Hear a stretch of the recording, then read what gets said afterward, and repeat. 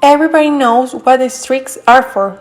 These are to make changes, not to have injustice, and to have a better quality of life. Everyone who is participating in these strikes has different goals. Today, we're going to talk about the specific goal from these protestants. These were workers protesting for their rights and to be taken into account after all the years of suffering. Before industrialization in England, the working class had a good percentage of production in the rural areas, with the mining, cattle raising, and agriculture.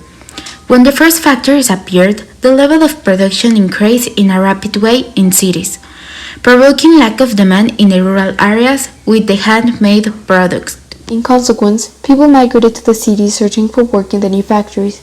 With the majority of the laboring class established in the cities, the production sped up and increased the total output. In contrary to the owners, workers were dissatisfied with the working conditions. The working places were very dirty. The materials used put their health at constant risk since the fossil fuel and coal used expelled toxins that accumulated in the inside. After noticing that fast production quickly increased the income, the owners of the factories extended the laboring hours to 15 or more. This provoked a lot of discontent amongst workers, mainly because they weren't earning a fair salary and their human rights were being violated. Many employees were substituted for machinery, and this led to an increase of unemployed people, and many families had no income. This situation led to women and children to work in factories, but they receive around half or one-third of what was paid to men that did the same task or maybe easier. The conditions in which they worked were very poor.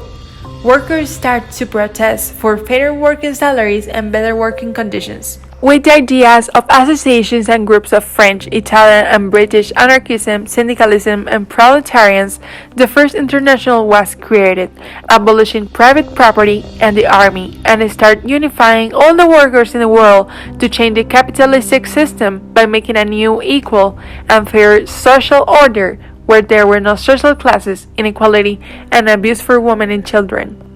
Ideologies played an important role in the foundation of the First International. The ideas of socialism are that all people are equal and they should have equality in money in the political system. Control of capitalism, there is no privately owned property.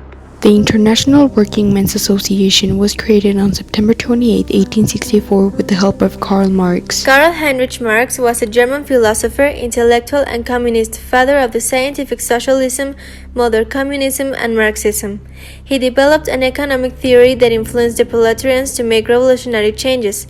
He held his ideology on making a proletarian dictatorship, abolishing social classes and the state. He actively fought to implement socialism to topple capitalism and reach a socioeconomic change. He was invited to put his ideologies on a series of rules and norms that would develop the International Workers' Association.